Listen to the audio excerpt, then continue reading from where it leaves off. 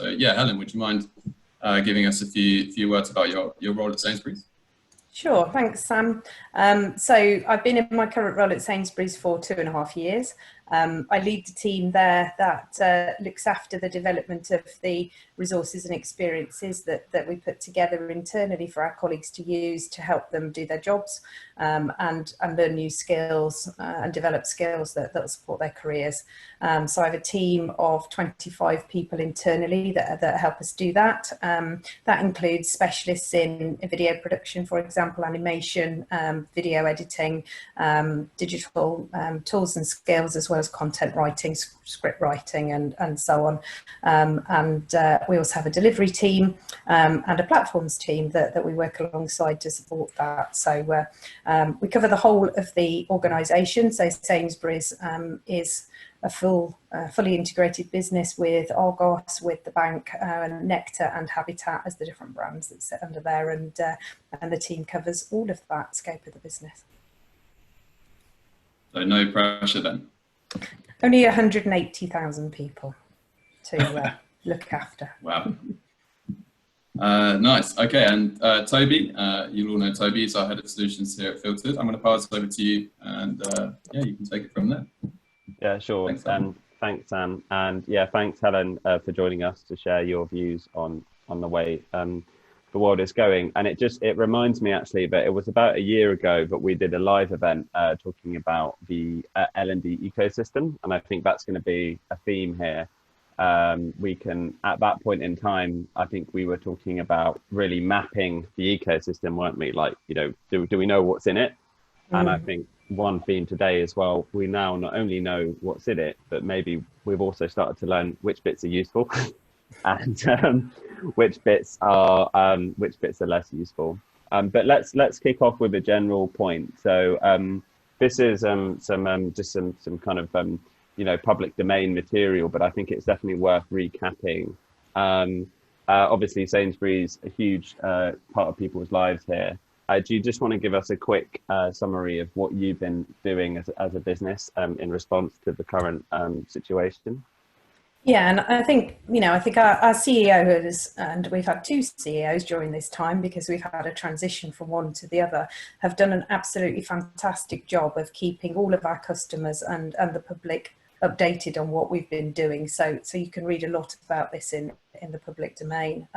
It's been an interesting journey being inside a food retailer at this time because, you know, unlike a lot of people in different sectors, we were able to trade all the way throughout. That included the very challenging times at the beginning of the pandemic, when we had a huge run on key products and had major problems with trying to maintain the supply chain and keep people fed. Through our colleagues having to, a range of them having to self-isolate and protect themselves, others becoming unwell and looking after vulnerable others as well, and trying to keep a business going in the times when literally we were waiting for what Boris said at 5 o'clock each day and then having to react to it in the next 20 minutes. You know, obviously, I'm not trying to compare the lives of a grocery retailer to some of the work that the medical professionals have done during this time. You know, there's been enormous activity going on all the way throughout the sector in different key worker locations, but in the case of food retail, we were in those in that bracket. Our colleagues were putting themselves on the front line each day in terms of getting out there and making sure that the shelves were stocked, and more importantly, making sure that the enormous need to get groceries to people in their own homes online when they couldn't travel to stores or weren't able to get out.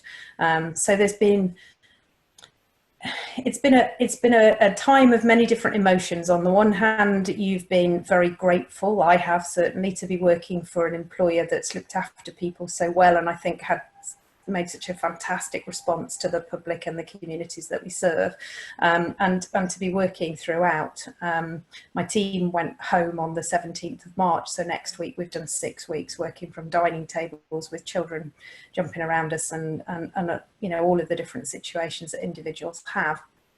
And it's been fantastic to be able to work through that time. I know a lot of other people have had a lot of other different uncertainties with not knowing if they were going back to work or not, and that obviously still continues. It's been a fascinating time to be part of that and to be one of the organisations that's kept trading. And this timeline shows the amount of things that we've had to change in such quick succession to cater for that. I won't mention toilet rolls. That's, you know, that's just one of the things. Yeah, I mean, all of those things that we've done there, you can see in terms of the things we've kept open, the things that we've closed, the limits we had to put onto products, the contacts with vulnerable customers, the way in which we've had to respond to that, some of the donations that we've done, some of the ways in which we've changed payment terms. It's touched every single part of the organisation. And still does. So yeah, it's been a ride, and it continues to be so. I'd say 6 months in, it's a lot more stable than it was, is probably the best word for it. But still, every day things change. We're monitoring customer sentiment very, very closely to understand really carefully how people are feeling about things, and customer sentiment, so that we can be sure that we're doing the right things for customers. If people are feeling comfortable in our stores, and if they're feeling that you know, we're doing the right thing by customers, if there's anything we could change to amend that. So there's been a real focus on making sure that we've got that good data flowing in from our customers, and making sure that we're absolutely laser focused on supporting our communities and our colleagues and keeping people safe, but keeping trading at the same time. Thank you for that summary of what's been going on. I mean, I guess unlike other businesses, some of which have at least had portions of the workforce that have been furloughed and kind of deactivated and are kind of sat at home, everyone has been working at Sainsbury's, or there's been this need to have everyone, you know, responding quickly. And it reminds me of previous points of discussion. Often in learning, we're involved in trying to plan and inculcate behaviour changes that we'd like to see.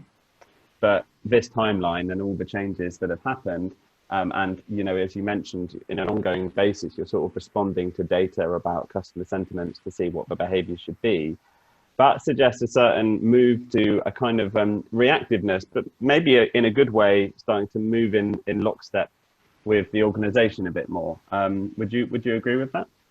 Yeah, I think so. I think that what it's done is put an absolute focus for a lot of people on how decisions are made, how data is used to support those decisions, and what's really important and what absolutely is urgent and important versus important, and therefore really focusing in on a few key things that we absolutely have to deliver and deliver well.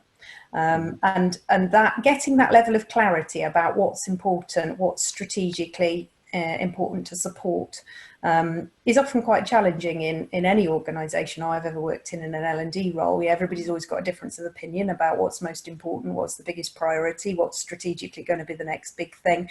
That varies across the organisation, different divisions, and different people have different views.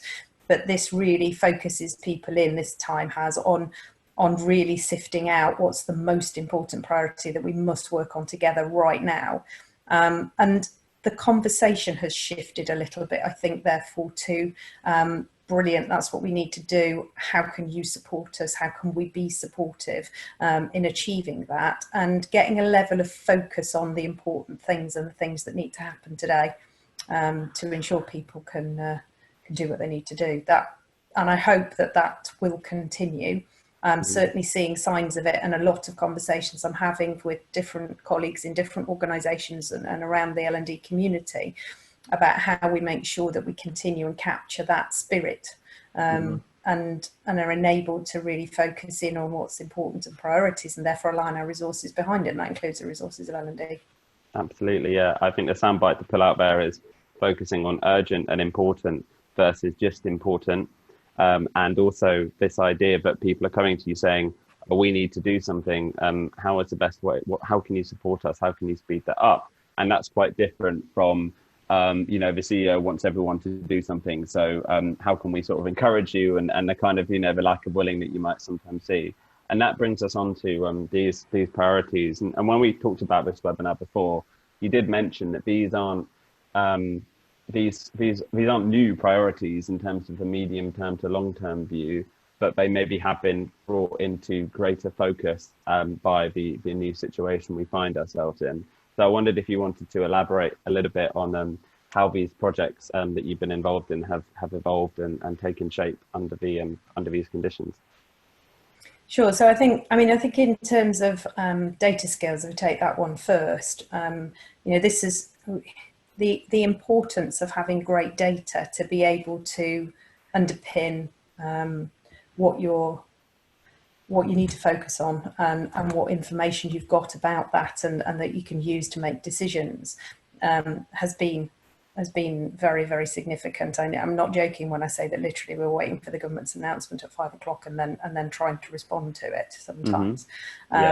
So, in some cases it was about getting data really, really quickly from different sources. In some cases it was about really looking at the data that we already had. In some cases it's been about putting new ways into being that really help us to gather data more systematically on an ongoing basis. If we just take as a case in point, the data that we had on our customers, where those people had already told us that they were vulnerable or had a particular need for a home delivery before lockdown occurred, we were able immediately to prioritise those people and make sure that they were able to get a delivery slot when others couldn't. So using that data to support business decisions, but also to actually get things to vulnerable people in this difficult time has been really important. And the importance therefore of supporting people to data is often one of those things that gets lumped in with maths, doesn't it? It's a bit scary, it's a bit worrying, it's a bit, I'm not quite sure what I'd do with it, it'll probably have a spreadsheet involved and etc. And I'm not sure where I get the data from in large organisations and how I get access to it. And so a lot of different things we've been working on for some time, not just with our data scientists and data analyst populations, but also with people right across the organisation about how to gain good data and make evidence-based decisions. And I think that this situation has shown us just how important that is, so you can be really targeted about the actions that you take as a result. And what does that look like in terms of activity and content? Because have you seen, for example, a shift in people just going on sort of awareness courses or like introductions and kind of dipping their toe in the water to dealing with things like performance support, with people teams saying, I need support on this particular aspect of data analysis right now? Yeah, and with that, I don't think it's been a case of reaching for resources or stock resources. I think it's been a case of pulling together resources internally that meet that specific need, and doing that, is literally turning that around in a couple of hours to support people. You can get the data from here, this person can help you, creating communities of practice, supporting people with making the right connections, understanding what the data might look like. We've had a range of internal webinars and other things to support people with doing that in the moment and creating communities. One of the things that we've seen happen throughout the last few months, and I'm sure a lot of businesses have had the same, I've seen a lot of people talk about this difference. Each organisation, I think, has really focused in on one or other digital technology. It's either Zoom or it's Teams or it's Slack or it's Skype or whatever it is for that individual organisation. And I think Teams and Zoom are kind of the winners from what I can see in the market about the data. That and social channels like internally, Yammer, for example, or Facebook for Business, have just become critical in getting people to pull together communities of practice, share knowledge, generate resources quickly and share them quickly, be able to build up resource banks and knowledge banks of information, and give people easy access to them, and enable synchronous sessions as well that can just be turned on as live events really, really easily to just get people together and share information and learn from one another. So I think it's the ecosystem and the event you talked about, where we spoke about a year ago now about the ecosystem and the difference there is between what people think of as a learning ecosystem and what really is the ecosystem that people use to learn, where most of the time it's Google, it's YouTube, it's Yammer, it's those channels people use to learn. It isn't be a learning management system or anything of that kind. Mm-hmm. And this has really, I think the tools that have won out have really won out. They're now so widely used across organisations, and they're so carefully and cleverly used now in those ways that it's impossible to separate that then now from what might be considered to be a learning platform. These things have become really important to people, and some things have fallen by the wayside. I mean, certainly in the case of Sainsbury's, I can say, we had Skype for Business and we had Teams, and can't remember the last time I've even touched Skype. Teams has just won out as being the more reliable platform, the more appropriate platform to do many things on than Skype. And the Skype's still there. I could flick a switch on my laptop now and use it, but I don't think I've used it for 4 months because it's made people focus in on which tools are actually going to work and get the job done, and that's the same for learning. Absolutely. I mean, there's a couple of things to pull out from this, but I guess to summarize, and it sort of brings us on to this next slide very, very easily, actually. What L&D has been talking about for a number of years and trying to promote, i.e.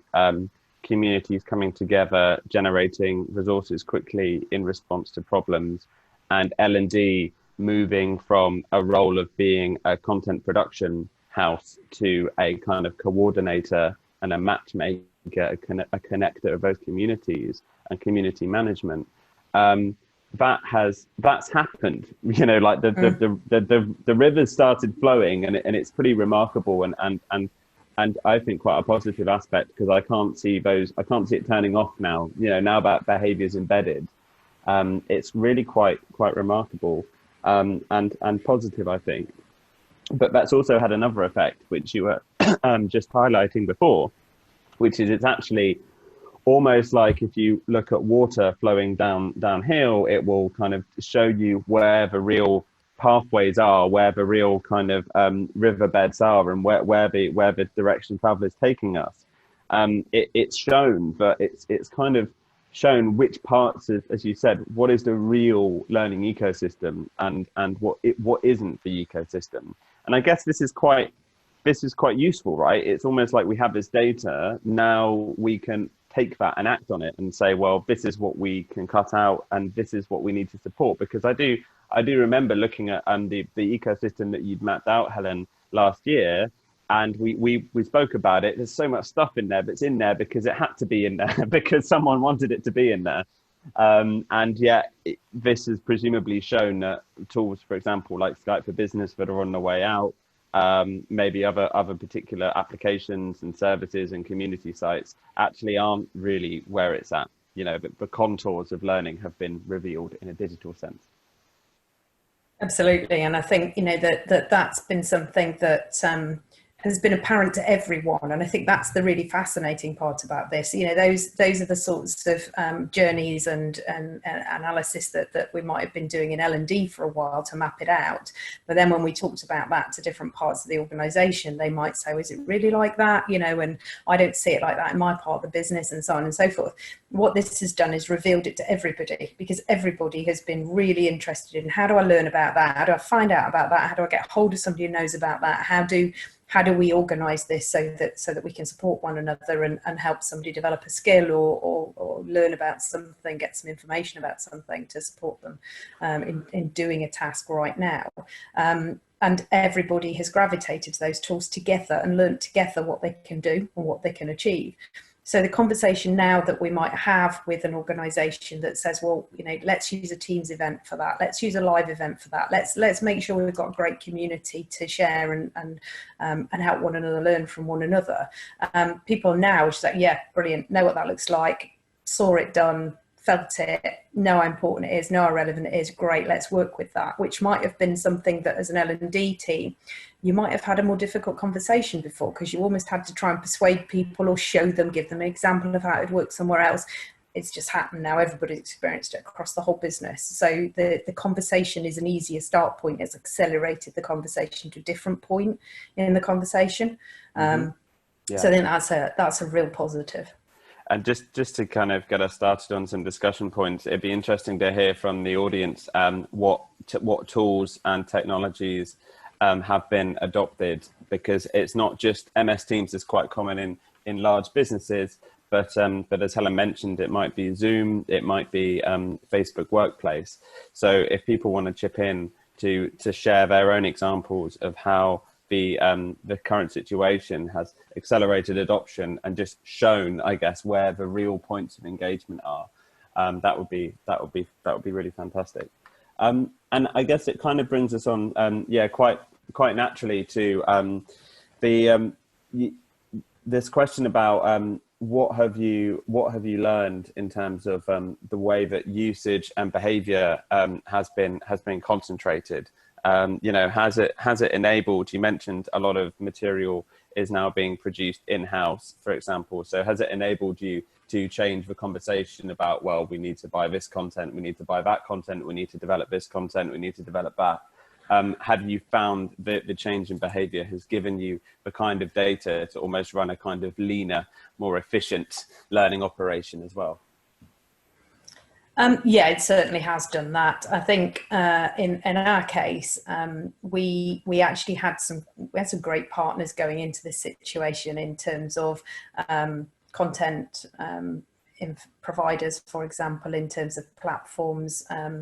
We've obviously got the Magpie platform from you guys, alongside other things in our ecosystem, and a range of vendors that support us behind that, as well as using a lot of internally generated content and a lot of free from the web content and other things that we curate. So I think it's been very apparent that it's concentrated people around the key things that were useful. And that's one of the good things that the Magpie platform does, is it enables people to rate the usefulness of the individual asset that they're looking at. Was that 3-minute video actually helpful to enable me to do what I needed to do in the moment? Yes or no? And looking at that data to see where those usage and those relevance levels are has been really important. And being able to take that data. I mean, I do, at one point I thought, I wish I'd kept account of this, and I'd probably go back and do it. But over the first few months of lockdown, how many times per day sometimes I was contacted by multiple different organisations that all had the best COVID library ready to go, plug and play, that I needed to buy right now for my organisation, or I was doomed.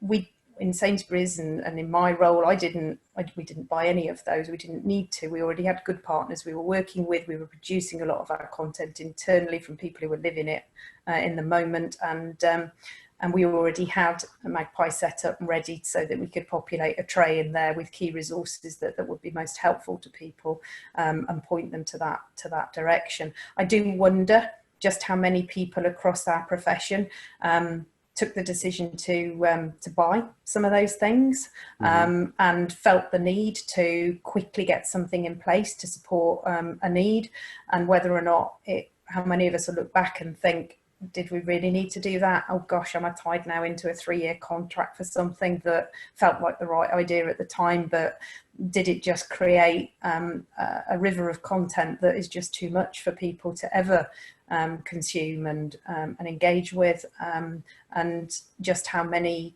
decisions were made in a very short-term way, where people were under pressure and felt that this was the best choice to make, but will it turn out to be the right decision? So I think it's certainly concentrated usage and behaviour around useful resources and usefulness, and being able to know what is useful to people has been invaluable, because otherwise you know what people have used potentially, but you don't know if it was useful.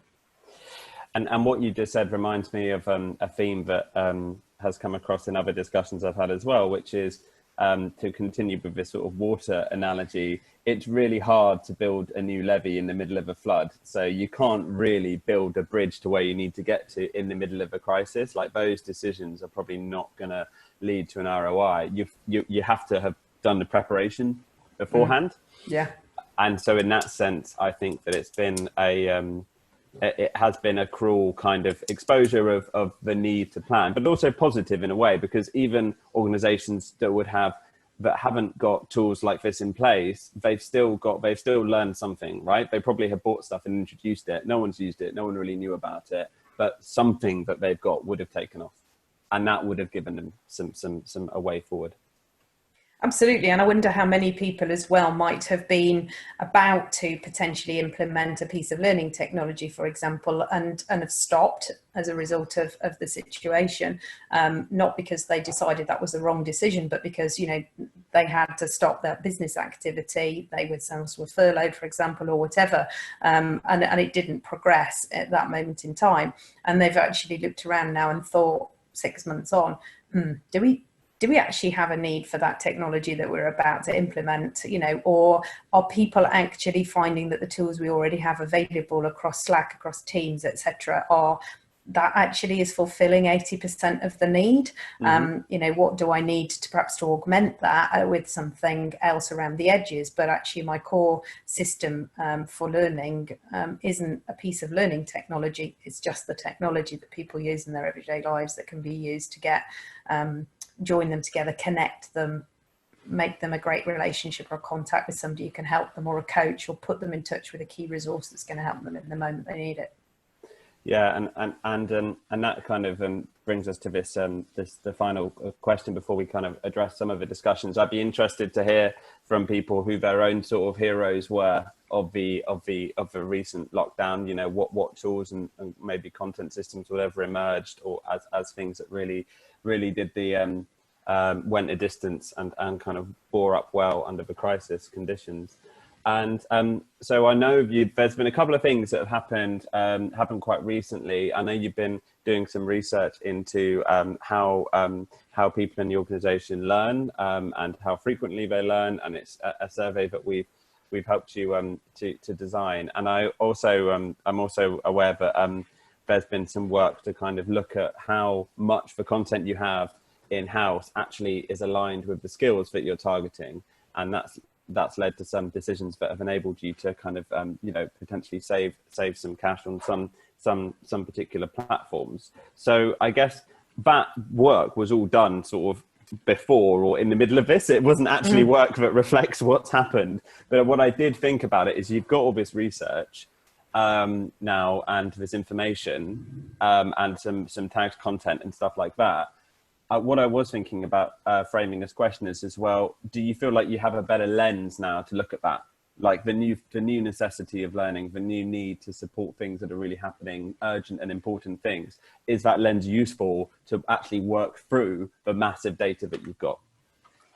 Absolutely. And as you say, Toby, you know, we planned this survey, we were writing it with you guys towards the end of last year, and then we delayed putting it out because of the situation. But we were certainly planning to do this work and do it on an ongoing basis towards the end of last year. So it's been fascinating to collect the data at this time. But yeah, absolutely. I mean, I think some of the things that we've learned are around just how much it's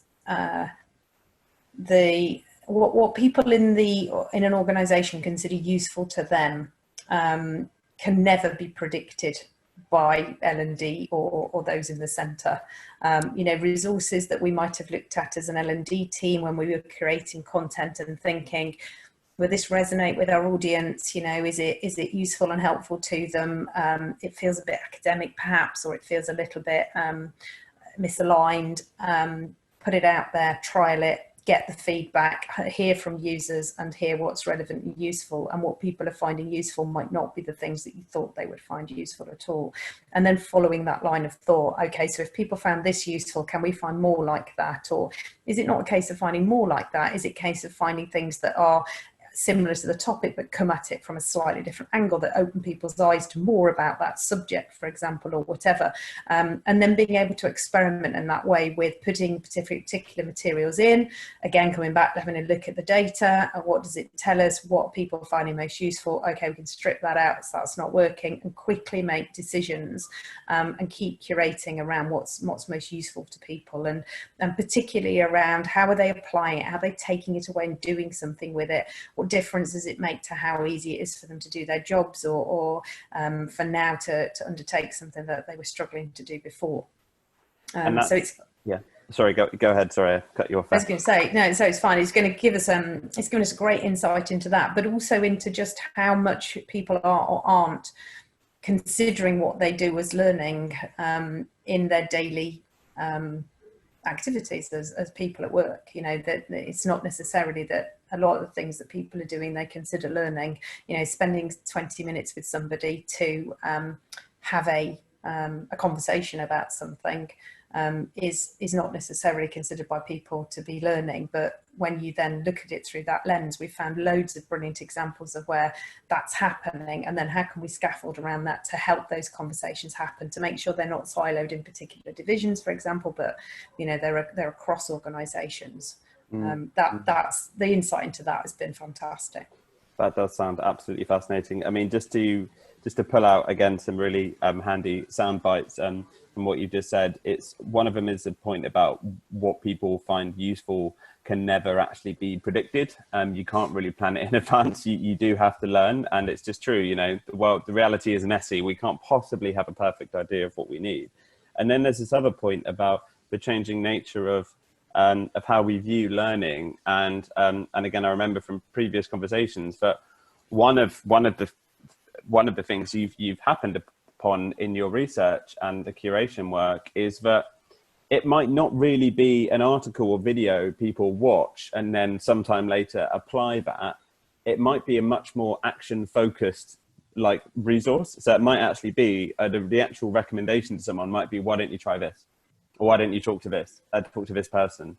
And that, it seems to me that even though content consumption has exploded everywhere as part of people being furloughed and locked down, actually this new focus on getting stuff done has enabled us to think about learning in that different way, which is, it's not for once a week that you log into a platform to do it. It's actually recognizing that it's a process that happens all the time. Absolutely. And I think what this has done in many organisations is it's got people talking to other people across divisions, across roles, across parts of the organisation. They've had to, in order to come together and do certain things. And it might be somebody, they've always meant to catch up with that person or learn more about that bit of the business, or spend some more time in that person's company because they think they could learn something from them, but they never get around to it because we don't, do we? We're humans and we put it off and we think, oh, we'll do that next week, or I'm sure the opportunity will come around again, or whatever. This has done it. It's put people into such close proximity. They've made completely new connections and networks. They've learned from different experiences with different people from all around the place, and they've created themselves their own little communities and ways of getting things done and supporting one another in a way that just wasn't there before. And so now looking at that, looking at how we can support it, how we can enable it to continue effectively, and getting people, as I said a while ago, I think in this conversation, it's that conversation point with the people you're working with in the business about what is learning. And I think prior to this experience, quite often that was a painful conversation. I'm not saying it's painful, but you almost feel like there's a lot of context you've got to provide to the conversation. You've got to come at it with a lot of history and information to get people into a place where you think, all right, we're both on the same page now. You know what I'm talking about. That's gone now. Yeah, you know, absolutely. You can just say to somebody, so do you remember, you know, in the last week when you really got something really valuable about that conversation with that person and it helped you to do A or B? Yes, right. Well, what we're thinking is, why don't we enable that on a larger scale and really see how we can make that work for other people so that they're learning from one another? Yeah. Brilliant. That'd be great. How can we do that? You're there to the how can we do that? How can we solve that problem in 3 sentences? Whereas before, you'd probably have had to produce a case study about it work somewhere else in the organisation. This is what you could do, or, you know, brought an example in externally and so on.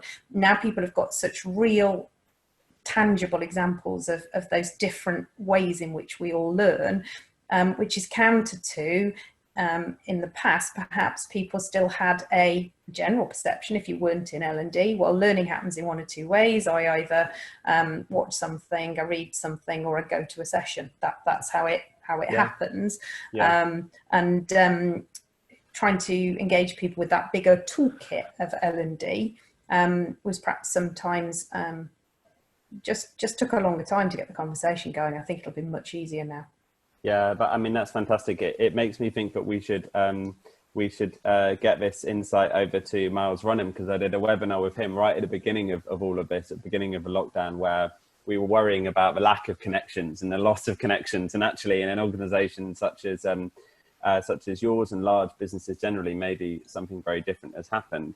And I just to kind of summarize, I think that what's been really encouraging is, as you said, a shift from people believing that learning is a process, takes a long time, might result in a certificate with some dubious applications, you know, or probably takes you away from your job, to recognizing it's actually a moment when you change something. It's a moment when you try something. It's a moment when you meet someone.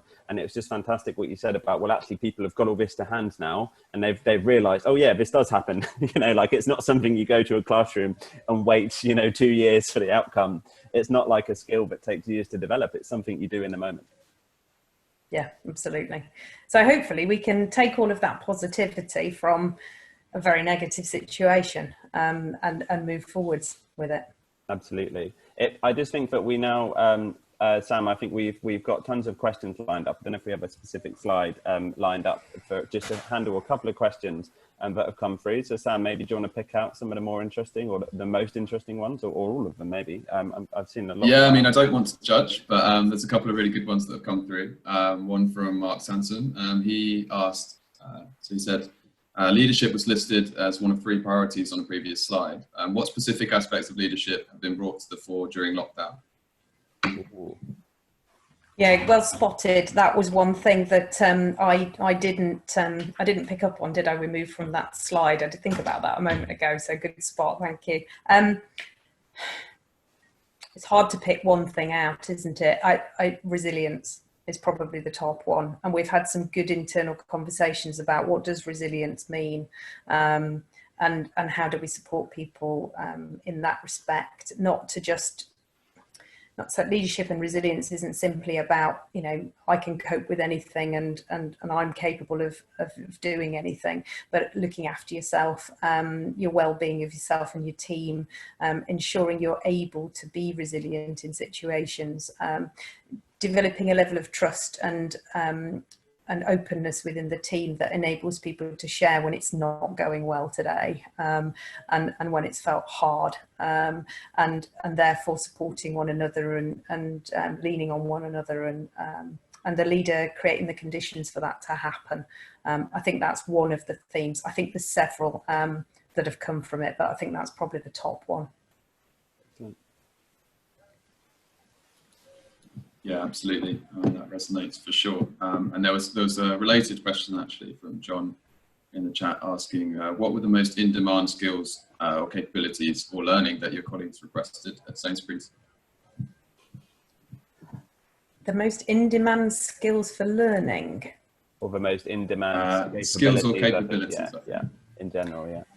Oof, I think in an organisation like Sainsbury's, that is impossible to say that there is one set. I mean, you know, the quick plug for working at Sainsbury's now, but you know, there is absolutely the case that you could have, and I've got many colleagues alongside me who've done this, that have had multiple different careers within the organisation, because when you've got food retail and other parts of retail, you've got data around Nectar, you've got a bank and a commercial financial services organisation, you've got so many different organisations with so many different roles and career opportunities and pathways.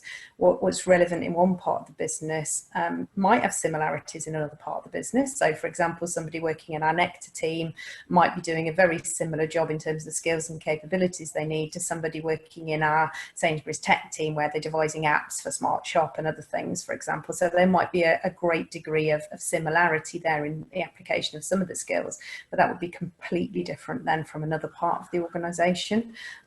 So it's very much a case of us having to look across the different organisational parts of the organisation and see where there are themes and similarities, but where there's also really big differences, because there's just such an opportunity and varied set of careers in the organisation.